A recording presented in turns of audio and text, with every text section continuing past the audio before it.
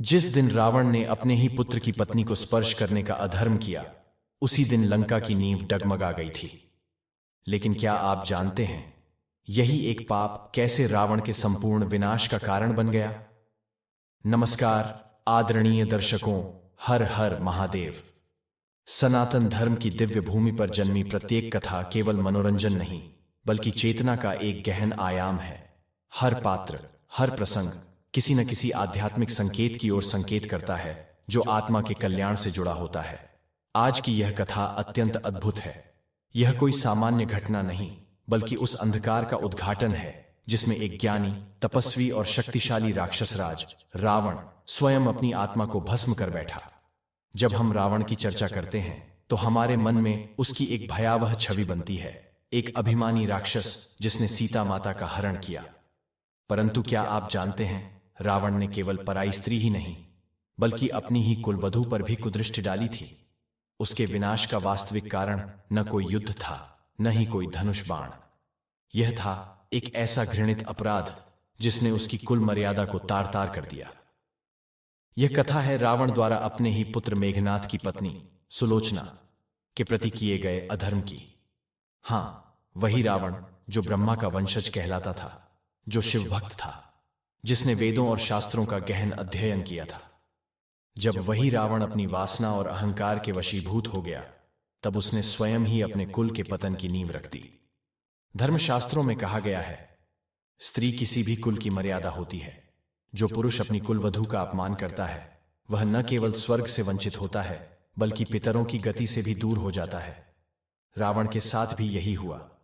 सुलोचना, जो शिव की उपासिका थी, जिसने अपना संपूर्ण जीवन अपने पति के चरणों में समर्पित कर दिया था, जब उस पर रावण की वासना भरी दृष्टि पड़ी तो समस्त लंका की आत्मा जैसे चीत्कार कर उठी। आज हम इसी कथा के रहस्य को उजागर करेंगे, परंतु निवेदन है, इसे मात्र एक कहानी न समझें। यह एक चेतावनी है उन सभी के लिए जो शक्ति और सत्ता के अभिमान में स्त्री मर्यादा का उल्लंघन करते हैं।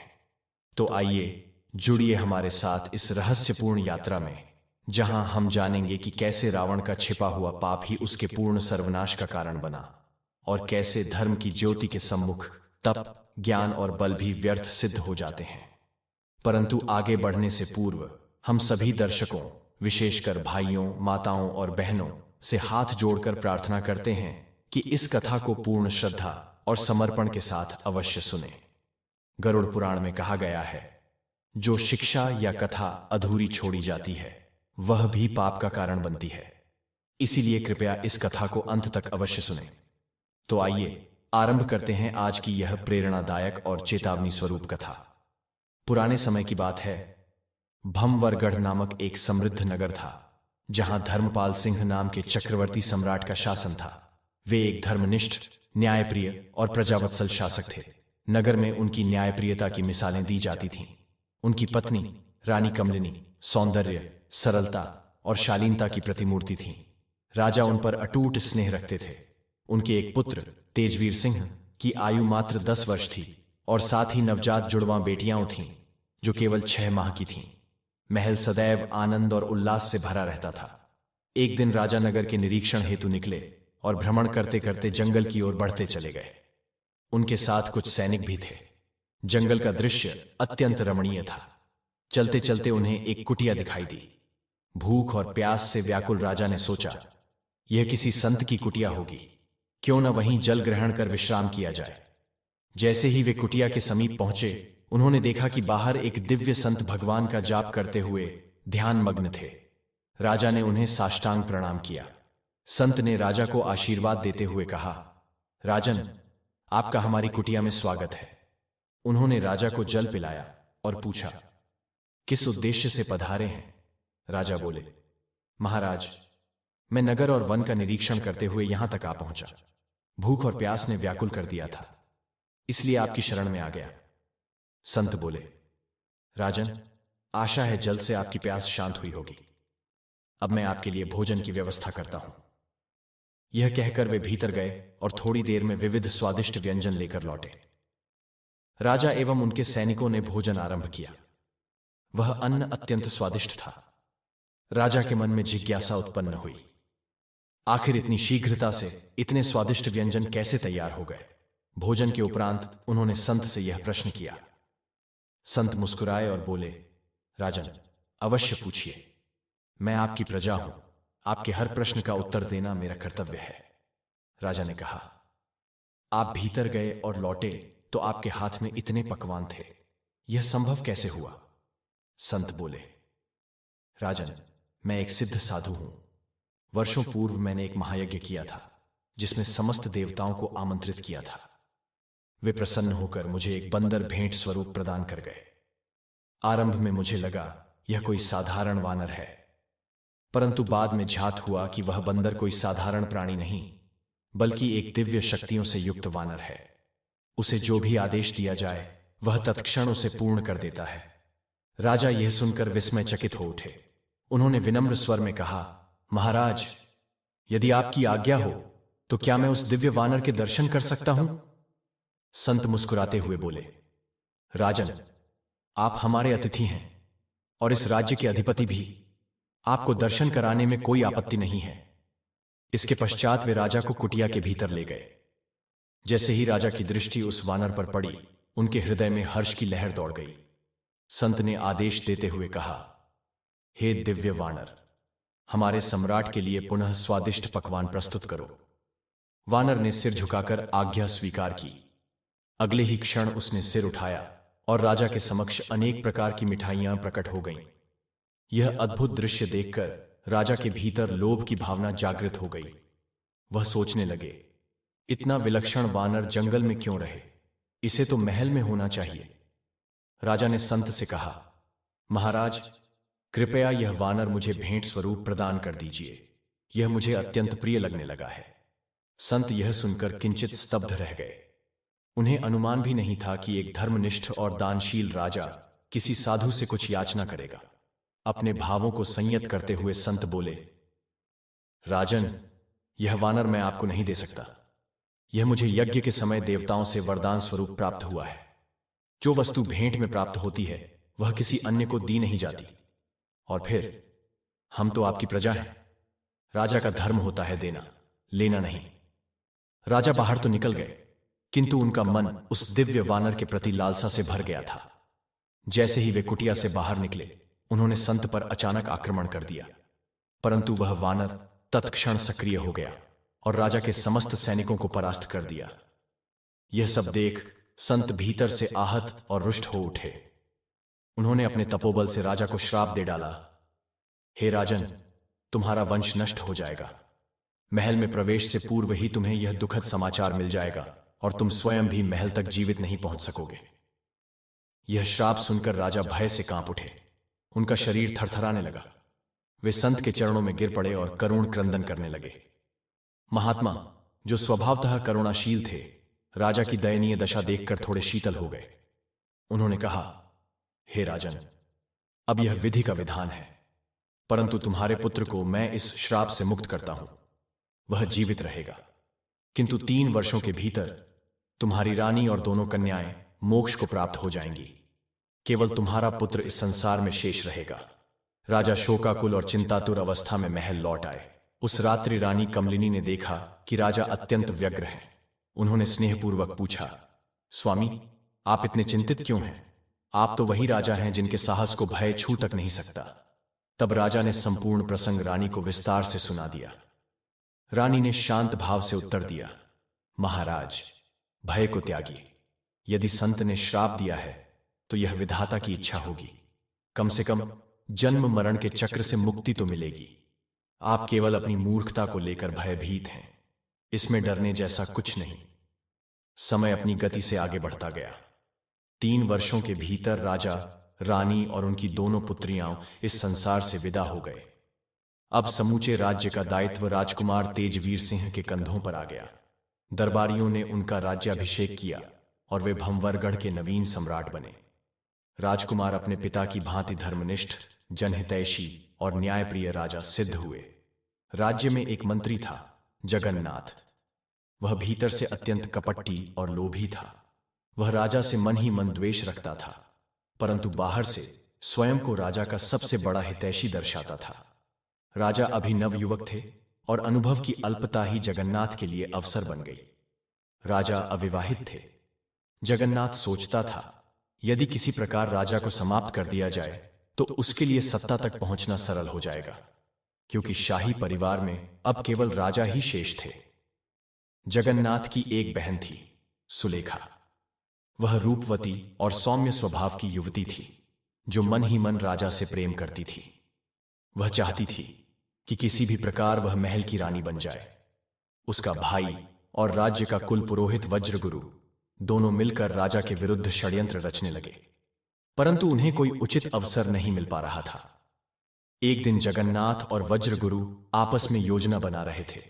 उन्होंने कहा, अब यह राजा और अधिक सहन नहीं होता। हमने उसकी दासी भगजोगिनी को अपने पक्ष में कर लिया है। जब भी हम चाहेंगे वह राजा को विष दे देगी। बदले में उसने अपने पुत्र के लिए मंत्री पद की मांग की है, किंतु जैसे ही कार्य सिद्ध होगा उसे ही बलि का बकरा बनाया जाएगा। जनता को दिखाने के लिए उसे फांसी दी जाएगी, ताकि न्याय का दिखावा बना रहे। न कोई शंका उठेगी, न कोई विरोध। परंतु उन्हें यह आभास नहीं था कि उनकी यह बातचीत कोई और सुन रहा है, और वह थी सुलेखा। उसने अपने भाई और कुल पुरोहित की यह घृणित योजना सुन ली और भीतर तक हिल गई। वह सोच भी नहीं सकती थी कि उसका अपना भाई, जो राज्य से वेतन लेता है, उसी राज्य के नरेश के विरुद्ध इतना क्रूर षड्यंत्र रच सकता है। भयभीत किंतु दृढ़ निश्चय के साथ सुलेखा उसी रात महल पहुंची और राजा से भेंट की। उसने राजा को अपने भाई और वज्रगुरु की समस्त योजना बता दी, यहां तक कि दासी भगजोगिनी की भूमिका भी उजागर कर दी। राजा यह सब सुनकर अवाक रह गए। उसने कभी कल्पना भी नहीं की थी कि उसके अपने ही संबंधी उसकी पीठ में छुरा घोंप सकते हैं। सुलेखा की साहसिकता और सत्यनिष्ठा से राजा अत्यंत प्रभावित हुआ। उसने भावुक स्वर में कहा, यदि तुम्हारी स्वीकृति हो तो मैं तुम्हें अपनी जीवन संगिनी बनाना चाहता हूं। सुलेखा बोली, अब जब मैंने अपने ही भाई के विरुद्ध खड़े होकर सत्य का साथ चुना है, तो आपके सिवाय अब मेरे पास कोई और आश्रय नहीं बचा है। उसी रात्रि राजा ने सुलेखा से विवाह कर लिया। अगली सुबह जब मंत्री जगन्नाथ को यह समाचार मिला तो उसकी मानो पैरों तले भूमि ही खिसक गई। वह तो यह सोचकर बैठा था कि स्वयं सिंहासन पर आसीन होगा, पर उसकी बहन ही रानी बन बैठी। यह उसके लिए पहला आघात नहीं था। दूसरा बड़ा झटका तब लगा जब राजा ने आदेश जारी किया कि जगन्नाथ, वज्रगुरु और भगजोगिनी को अगले 2 दिनों में राज्य की सीमाएं छोड़नी होंगी। इस प्रकार राजद्रोह का पटाक्षेप हुआ और एक बार फिर सत्य की विजय हुई। मंत्री भीतर ही भीतर द्वेष और जलन की आग में जल रहा था। वह सोच रहा था, जिस बहन को पिता के निधन के बाद पाल पोस कर बड़ा किया, वही आज मेरे लिए काल बन गई। यदि पहले ही जान लेता कि यह कुलक्षणी निकलेगी, वह मन ही मन बड़बड़ाया तो जन्म लेते ही उसका गला घोंट देता। अब तो उसने अपनी कामनाओं की पूर्ति के लिए भाई की पीठ में खंजर घोंप दिया है। मैं अब उसे बहन नहीं मानता और उस राजा को भी मरना ही होगा, चाहे आज मरे या 10 वर्ष बाद। मैं अपनी योजना से पीछे नहीं हटूंगा। उधर रानी बनी सुलेखा पूरी तरह राजा के निर्णय से संतुष्ट नहीं थी। उसका मत था कि जगन्नाथ, वज्रगुरु और भगजोगिनी को बंदी बनाकर कारागार में डाल देना चाहिए था। उसे आशंका थी कि ये तीनों भविष्य में किसी अन्य राजा से गठबंधन कर षड्यंत्र कर सकते हैं, परंतु वह अभी नई रानी बनी थी। आधी रात में विवाह हुआ था, अतः राजा के अधिकार में हस्तक्षेप करने से हिचक रही थी। हालांकि उसने राजा की सुरक्षा में कोई ढील नहीं दी। भोजन और जलपान की समस्त व्यवस्था अब उसकी प्रत्यक्ष निगरानी में आ गई थी। किसी भी सेविका अथवा दासी को भोजनालय में प्रवेश वर्जित कर दिया गया था।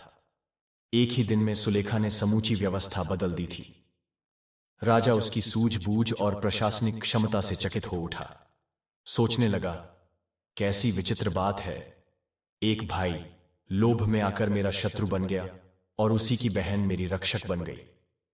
जिस कुल पुरोहित पर आंख मूंदकर भरोसा करता था, वही गद्दार निकला। और भगजोगिनी, जिसे मेरे पिता ने माता तुल्य स्नेह दिया, जिसने मुझे पाल पोसकर बड़ा किया, वह भी मुझे विष देने के षड्यंत्र में शामिल हो गई। अब राजा गहरे चिंतन में डूबा। सच्चा और झूठा कौन है, यह केवल रिश्तों से तय नहीं होता। जो स्त्री किसी और की होती है, वह चाहे जितना भी प्रेम जताए, अंततः पराई ही रहती है। परंतु जो पत्नी होती है, वह चाहे जैसी भी हो, सदा विश्वास के योग्य होती है। माता पिता के बाद यदि कोई जीवन भर साथ देता है तो वह पत्नी ही होती है। बाकी सारे रिश्ते तो बालू की दीवार की तरह हैं, जो हल्की सी हवा से भी ढह जाते हैं। सुलेखा अनुपम सौंदर्य की स्वामिनी थी। राजा उसके साथ समय बिताने लगा।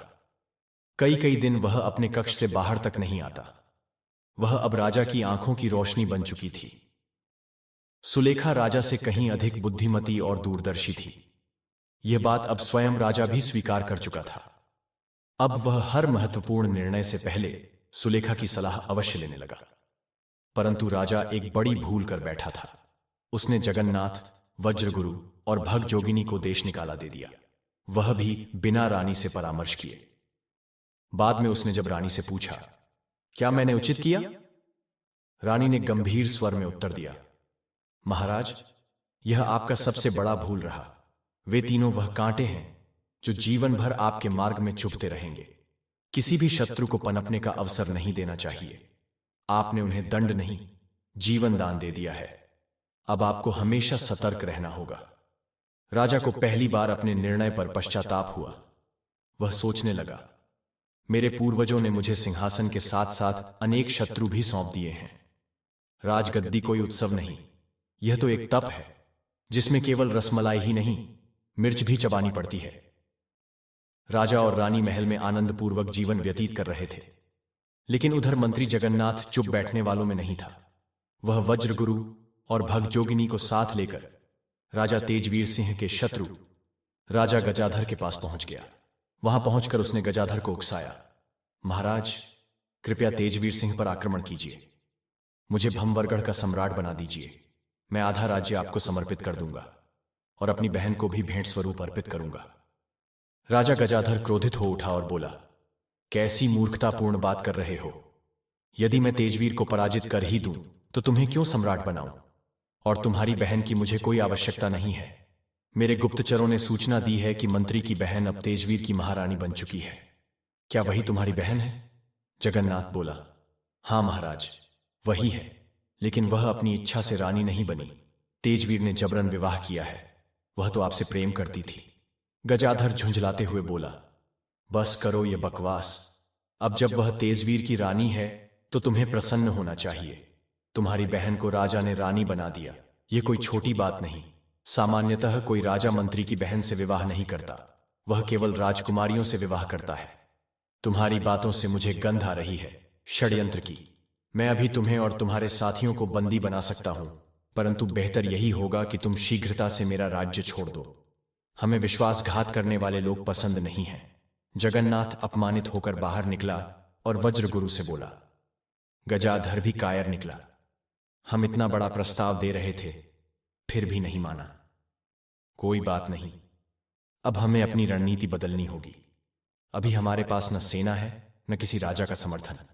ऐसे में कुछ समय तक चुप रहना ही श्रेयस्कर होगा। चलो अब जंगल में चलें, जगन्नाथ बोला। वहां एक आश्रम बनाकर भजन कीर्तन करेंगे। सही समय आने पर पुनः अपने अभियान की शुरुआत करेंगे। भगजोगिनी ने क्रोध में दांत पीसते हुए कहा, तूने तो मेरा जीवन ही नष्ट कर दिया। मैं राजा के दरबार में अत्यंत सम्मानित थी, सुखपूर्वक जीवन व्यतीत कर रही थी। भूल मुझसे हुई जो तेरी बातों में आ गई। मेरा पुत्र मंत्री बन सकता था, वह भी बिना किसी साजिश के। राजा मेरी एक भी बात नहीं टालता था। जब तू अपनी सगी बहन का नहीं हुआ तो किसी और का क्या होगा?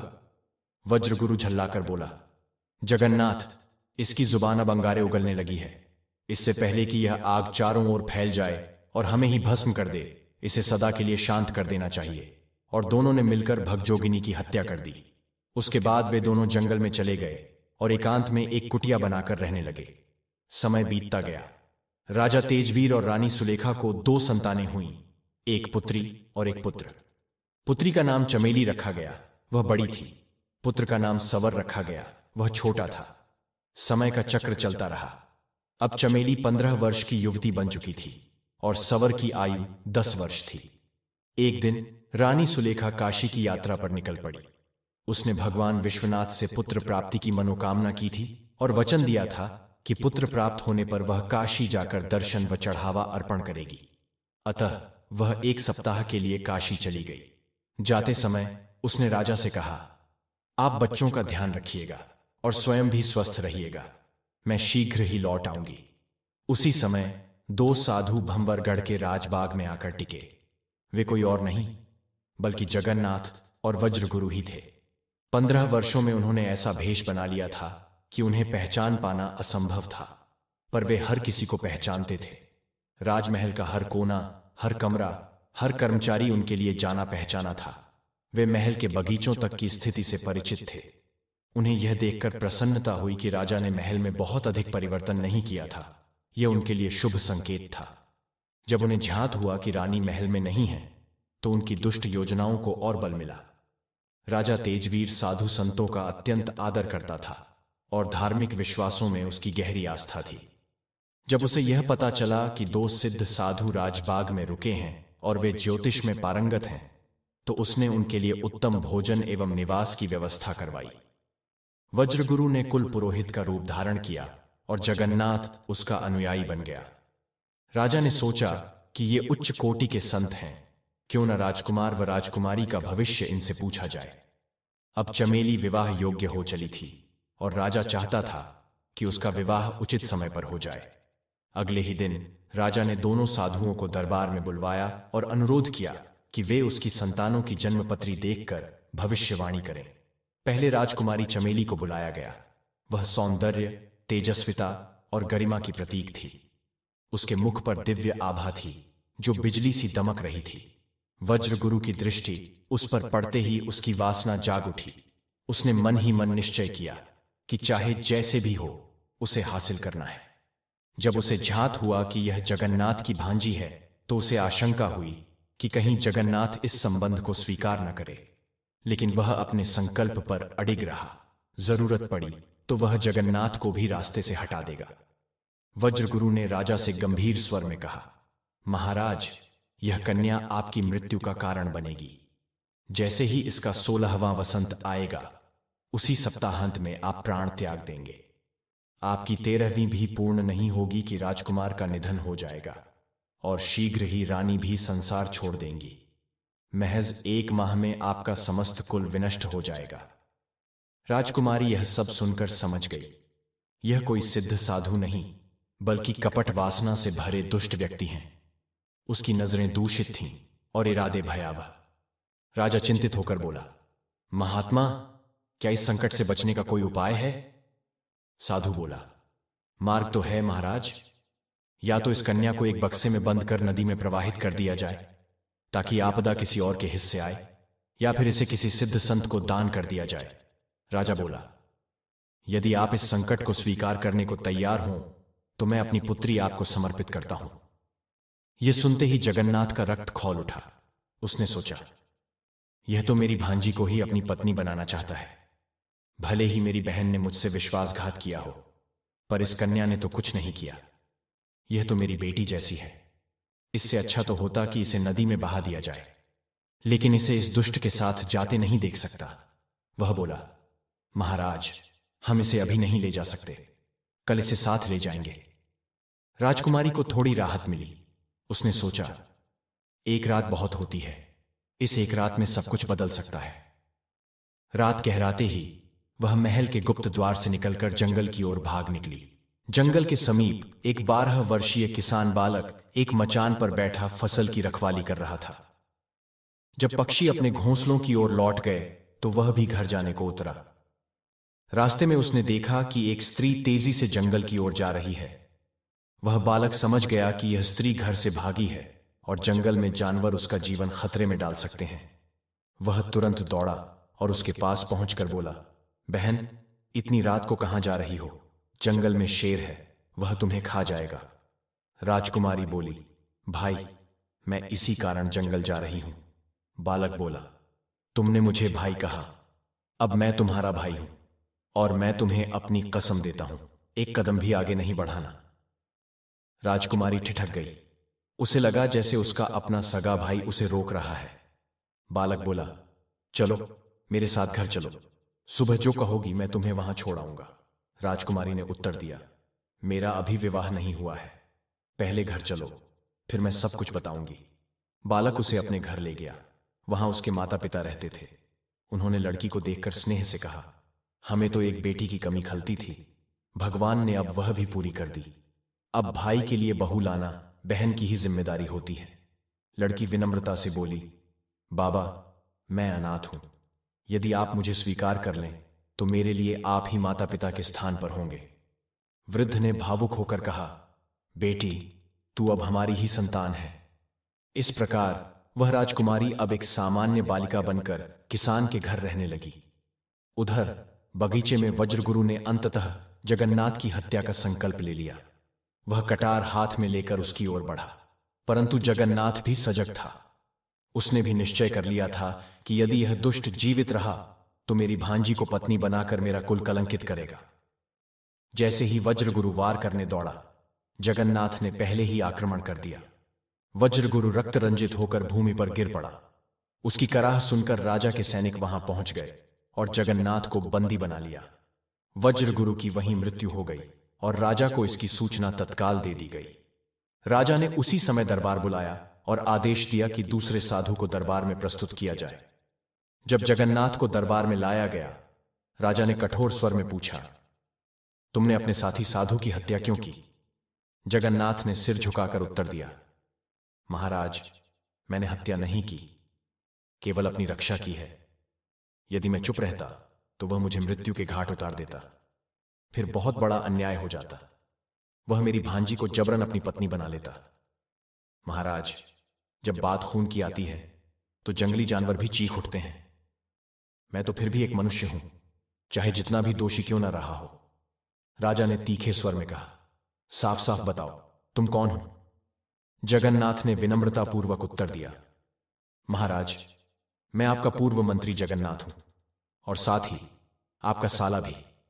वह दूसरा व्यक्ति वज्रगुरु मेरा पुराना मित्र और राज्य का पुरोहित था, लेकिन उसकी नीयत विकृत हो चुकी थी। वह हर कीमत पर आपकी पुत्री, मेरी भांजी, को अपनी पत्नी बनाना चाहता था। उसने आपके सामने ढोंग रचा, झूठी भविष्यवाणियां की और आपको भ्रमित किया, जबकि राजकुमारी तो निष्कलंक है। आप तो उसे उसी समय उस पाखंडी को सौंपने वाले थे। मैंने उसे रोका, पर आप समझ नहीं सके। क्या आपने कभी किसी अन्य ज्ञानी से राजकुमारी की जन्मपत्री नहीं देखवाई थी? राजा को स्मरण हुआ।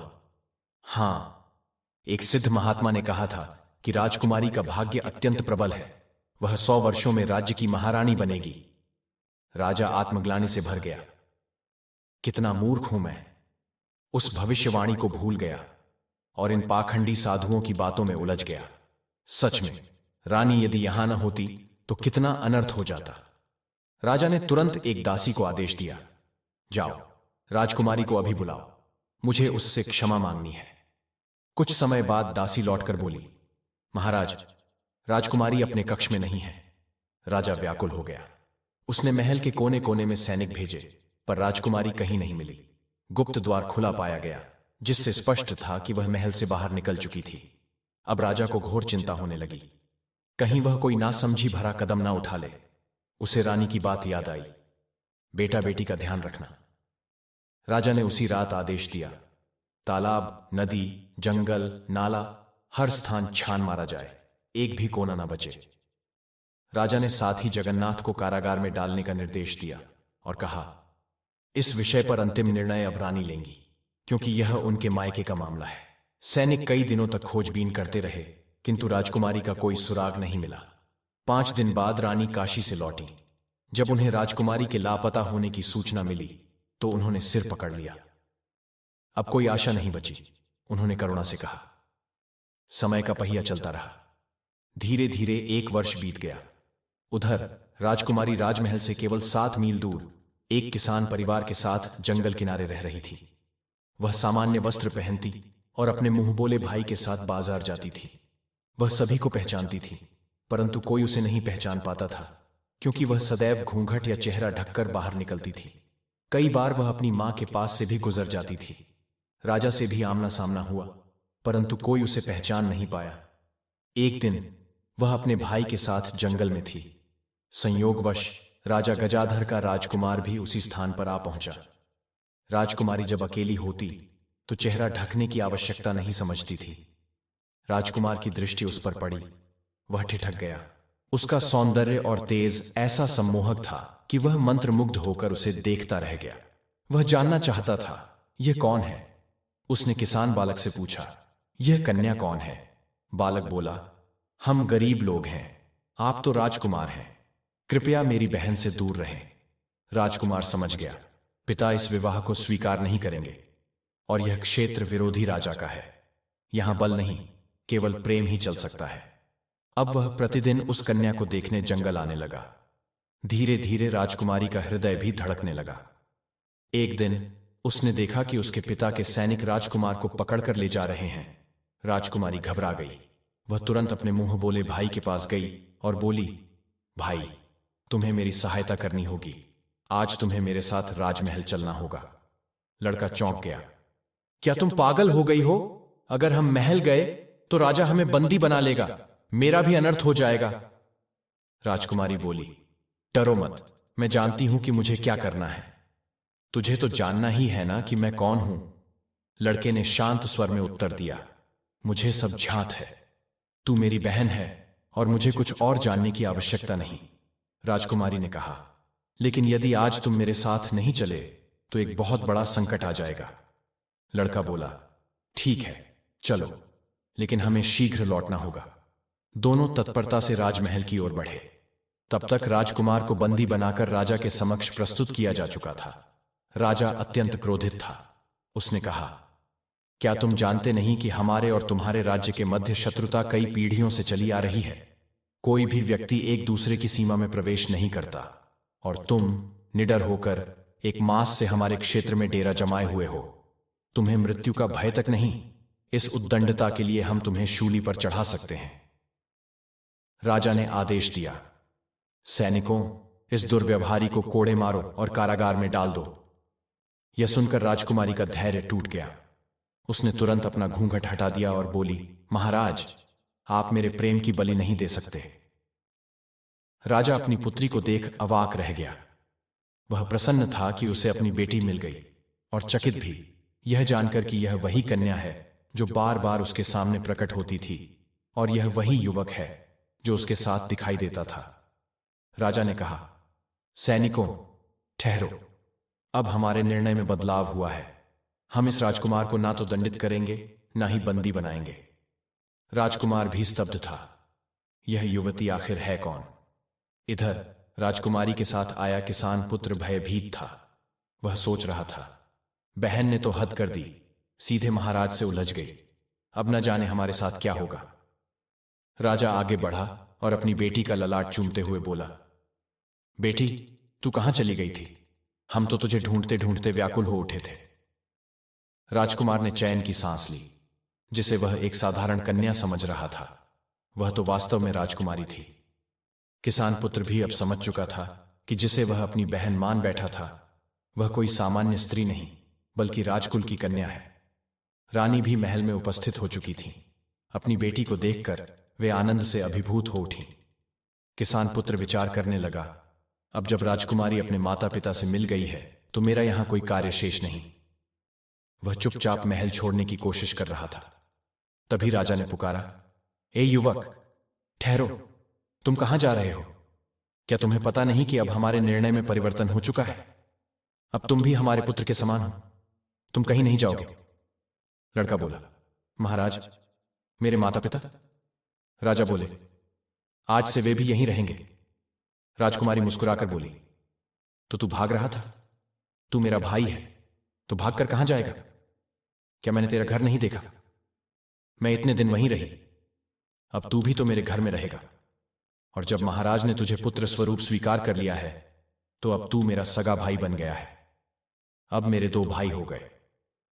राजा मुस्कुराया और बोला, राजकुमारी, अब हमारे निर्णय में और परिवर्तन मत करना। मुख्य विषय पर आओ। इस राजकुमार से तुम्हारा क्या संबंध है? राजकुमारी बोली, पिताजी, इस राजकुमार से मेरी कभी कोई व्यक्तिगत बात नहीं हुई, पर मैं जानती हूं कि यह मुझसे सच्चा प्रेम करता है, और सच कहूं तो मैं भी इसे हृदय से चाहने लगी हूं। इसी कारण यहां खींची चली आई। राजा गंभीर स्वर में बोले, राजकुमार, तुम्हारे वंश और हमारे वंश के मध्य पुरानी वैमनस्यता थी। परंतु मुझे झ्यात नहीं कि उसका मूल कारण क्या था। शायद तुम्हारे पिता को भी झ्यात नहीं होगा।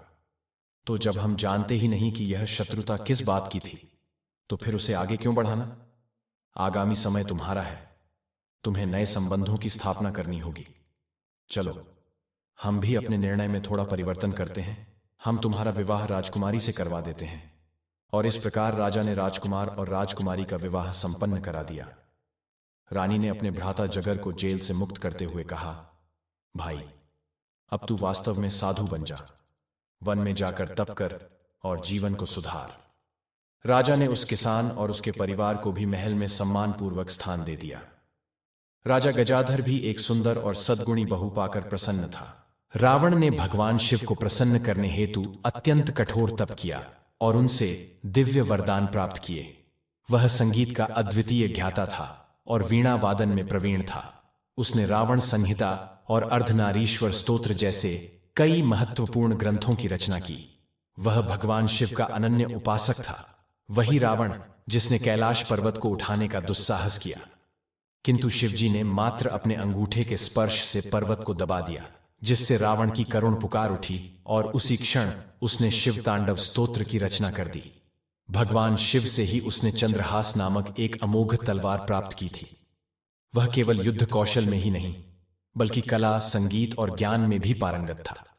उसने अनेक देवताओं को पराजित किया और ब्रह्मा जी से अमृत तुल्य वरदान प्राप्त कर लिया, जिससे वह देव, दानव और यक्षों के लिए अजय बन गया। रावण ने लंका को एक स्वर्णिम नगरी में परिवर्तित कर उसे अपने विशाल साम्राज्य का गौरव बना दिया। रावण के विषय में एक विशेष बात यह भी प्रसिद्ध है कि उसे शक्ति के साथ साथ स्त्रियों के प्रति अत्यधिक आकर्षण था। उसने अनेकों अप्सराओं, देवांगनाओं और पृथ्वी की सुंदर स्त्रियों का अपहरण किया। उसकी प्रमुख पत्नी मंदोदरी अत्यंत सुंदर, बुद्धिमती और धर्मपरायण स्त्री थी। फिर भी रावण अपनी वासना पर नियंत्रण नहीं रख पाया और अनेक स्त्रियों को बलपूर्वक अपने हरम में सम्मिलित कर लिया। उसने सीता माता का भी हरण किया, यह लालसा रखते हुए कि वह उसे अपनी महारानी बना सके। लेकिन भगवान राम के पराक्रम और विभीषण के सद्वचन के कारण वह ऐसा नहीं कर पाया। अपने बल, विद्वत्ता और सामर्थ्य के कारण रावण में घोर अहंकार उत्पन्न हो गया था। वह किसी के अधीन रहना नहीं चाहता था और जो भी उसके मार्ग में आता उसका नाश कर देता।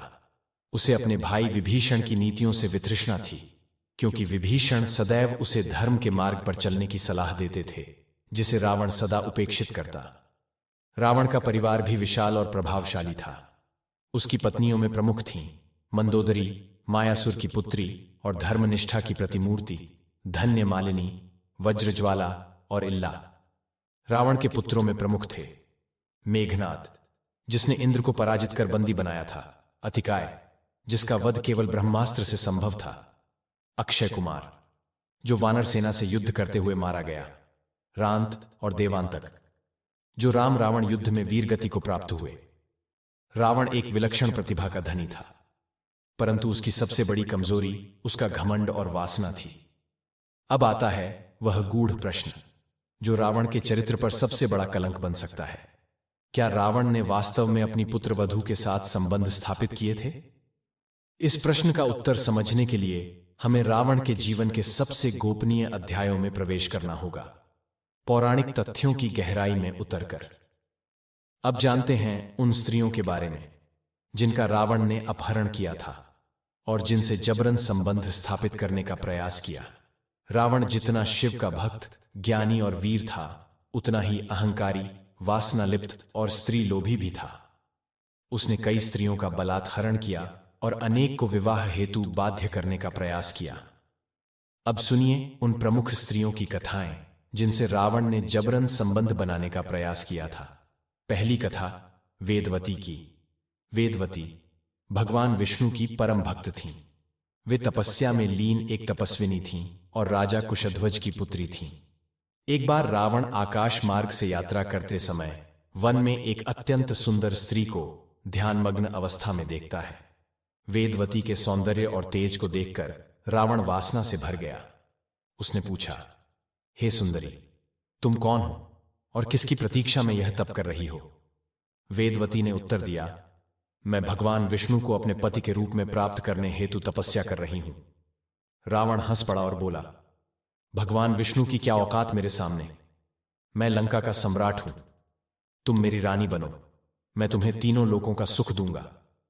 जब वेदवती ने उसे ठुकरा दिया तो रावण का अहंकार जाग उठा। उसने क्रोध में आकर वेदवती के केश पकड़ लिए और उसे अपनी ओर खींचने का प्रयास किया। वेदवती अत्यंत अपमानित हुई और बोली, हे राक्षस, तूने मेरा अपमान किया है, इसीलिए मैं आज अपने शरीर का त्याग कर रही हूं, लेकिन अगले जन्म में अवश्य लौटूंगी और तेरे विनाश का कारण बनूंगी।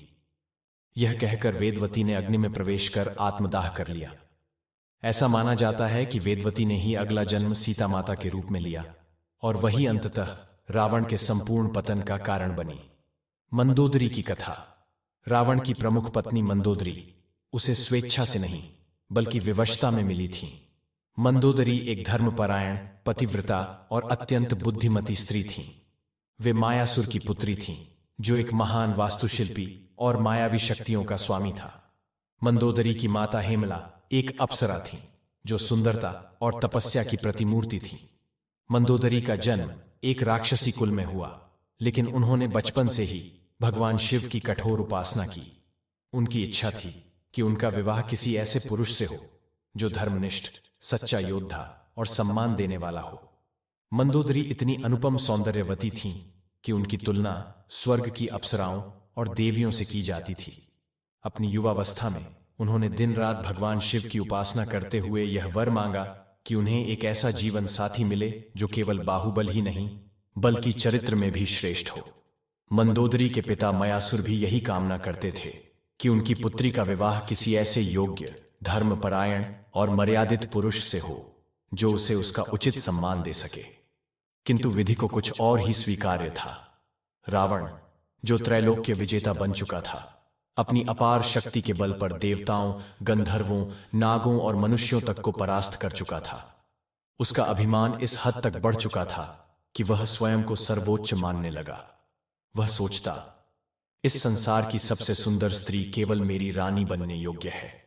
जब उसने पहली बार मंदोदरी के सौंदर्य, गुणों और शिव भक्ति के विषय में सुना तो वह अत्यंत मोहित और आकृष्ट हो उठा। रावण जानता था कि मंदोदरी न केवल रूपवती थी बल्कि अत्यंत तेजस्विनी, बुद्धिमती और धार्मिक भी थी। उसे झांत हुआ कि मंदोदरी भगवान शिव की अनन्य उपासिका है और यही बात उसके आकर्षण को और बढ़ा गई।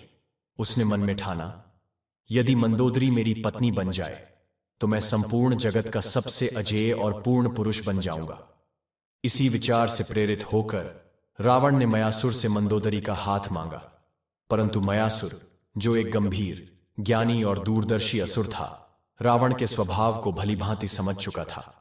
वह जानता था कि रावण अहंकारी, स्त्रीलोभी और स्वार्थी स्वभाव का व्यक्ति है।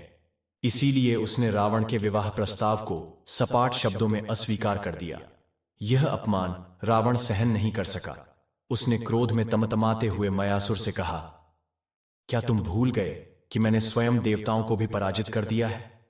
रावण ने बल का प्रदर्शन करते हुए मयासुर के महल को ध्वस्त करने की धमकी दे डाली। मायासुर उसकी शक्ति और क्रूरता को जानता था, अतः विवश होकर उसे अपनी पुत्री का विवाह रावण से करना पड़ा। मंदोदरी ने अपने जीवन के वर्षों भगवान शिव की तपस्या में व्यतीत किए थे। उनकी यह कामना थी कि उन्हें एक ऐसा पति मिले जो धर्मनिष्ठ, मर्यादित और स्त्रियों का सम्मान करने वाला हो। पर अब वह समझ गई थी कि उसका विवाह ऐसे पुरुष से हो रहा है जो स्त्रियों को केवल वस्तु समझता है। उसके मन में पीड़ा थी, क्या यही मेरे तप और भक्ति का फल है? परंतु परिस्थितियां ऐसी थीं कि उसके पास कोई अन्य मार्ग नहीं बचा था। अतः उसने भगवान शिव को साक्षी मानकर रावण से विवाह स्वीकार कर लिया। रावण की पत्नी बनने के बाद भी मंदोदरी ने अपने धर्म, नारीत्व और मर्यादा का पालन पूरी निष्ठा से किया। वह निरंतर रावण को समझाती रही, हे स्वामी, स्त्रियों का अपमान मत कीजिए, अन्यथा विनाश अवश्यंभावी है।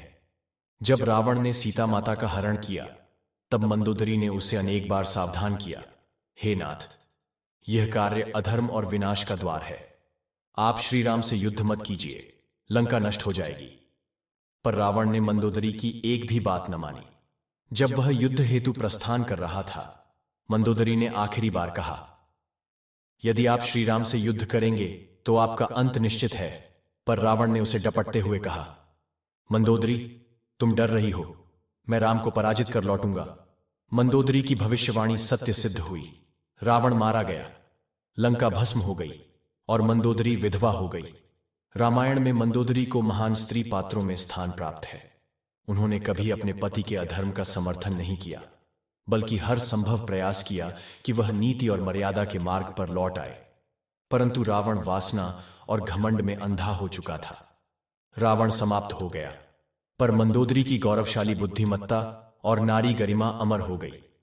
सच्चा बल बाहुबल में नहीं, बल्कि चरित्र में होता है।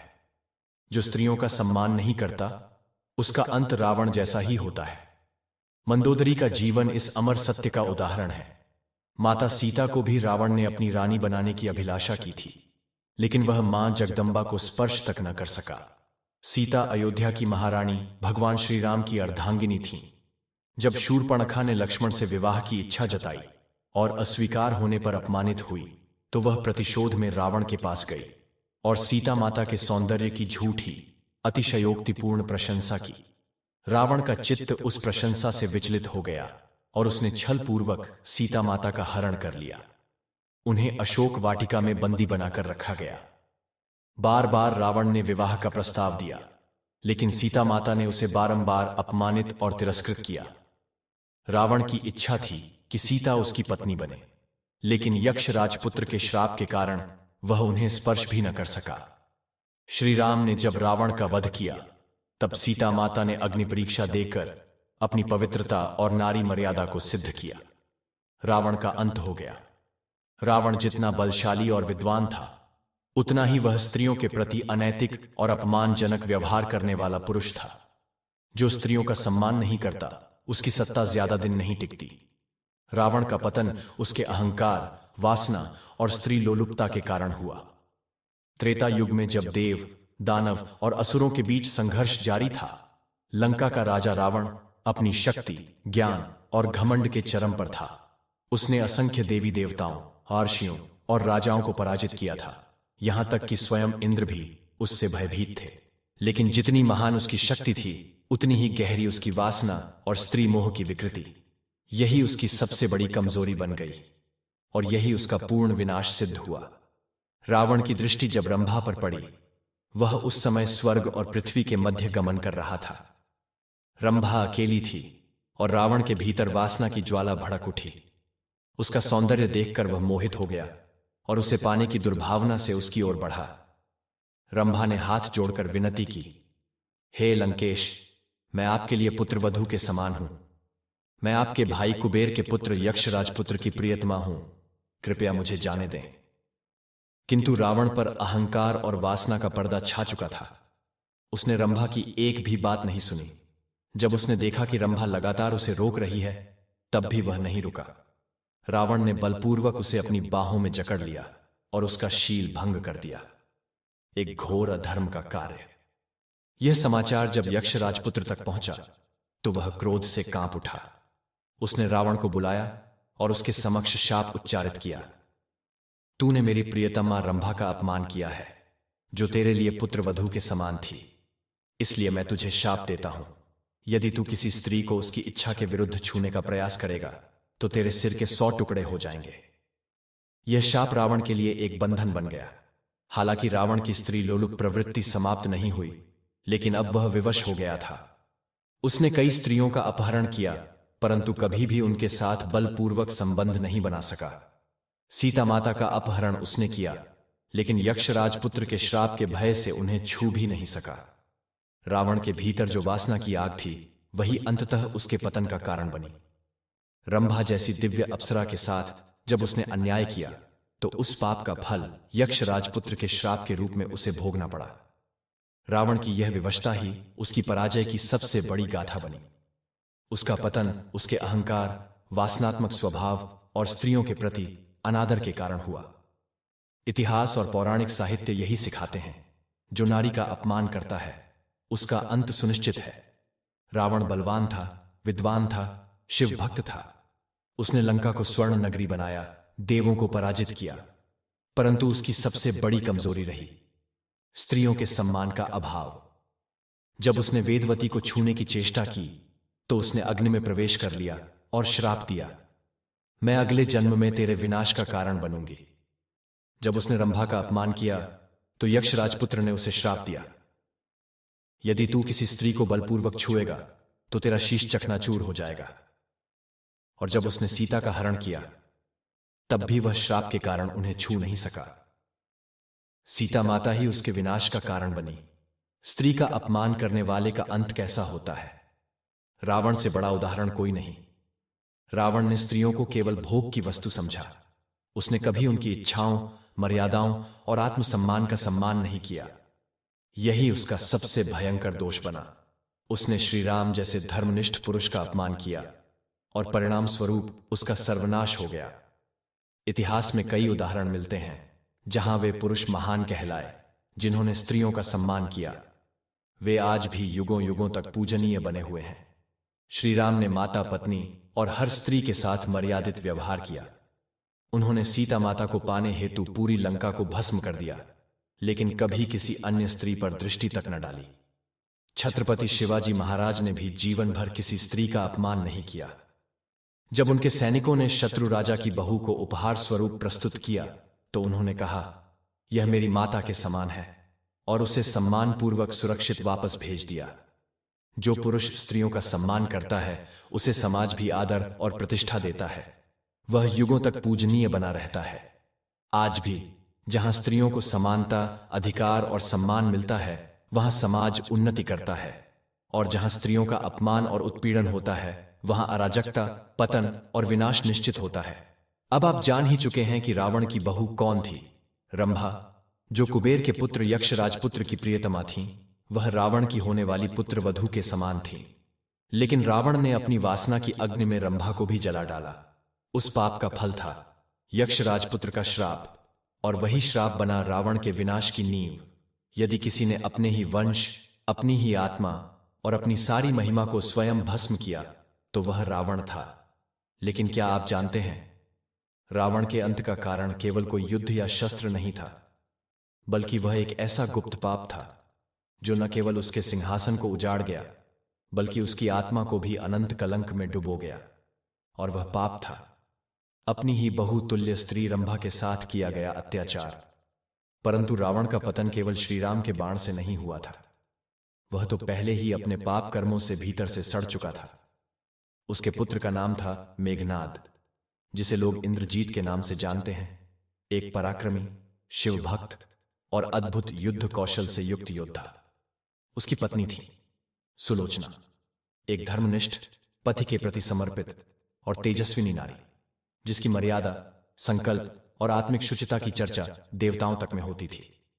जब रावण ने देखा कि मेघनाद युद्ध पर बार बार जा रहा है और हर बार उसका लौटना संदिग्ध होता है, तो उसके भीतर भय और वासना का विषैला मिश्रण उत्पन्न हो गया। उसके मन में यह अधर्मी विचार आया, यदि मेरा पुत्र मर गया तो इस अनुपम नारी पर मेरा क्या अधिकार रहेगा। इसी अहंकार और वासना में डूबकर रावण ने अपनी ही पुत्रवधू पर नीच दृष्टि डालने का साहस किया। शिव पुराण, ब्रह्मवैवर्त पुराण और अनेक लोक कथाओं के अनुसार एक रात जब सुलोचना गहन साधना, व्रत और ध्यान में लीन थीं, तब रावण ने छलपूर्वक अपने पुत्र मेघनाद का रूप धारण किया और सुलोचना के कक्ष में प्रवेश कर गया। यह अघोर अपराध रावण के चरित्र पर अमिट कलंक बन गया। जब सुलोचना को अगले दिन सत्य का भान हुआ तो उन्होंने आर्तनाद करते हुए अपनी पतिव्रता मर्यादा की रक्षा हेतु स्वेच्छा से अपने प्राणों का परित्याग कर दिया। वह श्रीराम की शरण में गईं और विनती की, हे प्रभु, जो पुरुष अपनी ही कुल की नारी को कलंकित करे उसका अंत अनिवार्य है और शीघ्र होना चाहिए। रावण का यह अधर्म इतना गंभीर था कि देवताओं के आशीर्वाद भी उससे विलग हो गए। यहां तक कि उसकी धर्मपत्नी मंदोदरी ने भी उससे मुख मोड़ लिया, और भगवान शिव, जिनके वह अनन्य भक्त थे, उन्होंने भी मौन धारण कर लिया। रामायण में यह प्रसंग स्पष्ट रूप से वर्णित नहीं है, परंतु शैव ग्रंथों, पुराणों और लोक परंपराओं में इस घटना के सूक्ष्म संकेत प्राप्त होते हैं। ये संकेत बताते हैं कि रावण का असली विनाश श्रीराम के बाणों से नहीं, बल्कि उसके अपने अधर्म, नीच कर्म और नारी अपमान से हुआ। तो प्रिय साथियों, यह मात्र एक कथा नहीं, यह उस आत्म विनाश की गाथा है जिसमें एक शक्तिशाली, ज्ञानी और तपस्वी राजा, जिसने वेदों का अध्ययन किया, जिसने ब्रह्मा और शिव को तप से प्रसन्न किया, वही राक्षस अपने ही कर्मों से ध्वस्त हो गया। जो व्यक्ति स्त्री की मर्यादा को भंग करता है, उसका अंत चाहे जितना भी सामर्थ्यवान हो, अटल और निश्चित होता है। रावण का अंत केवल लंका के भौतिक विनाश में नहीं था, उसकी आत्मा पहले ही राख हो चुकी थी।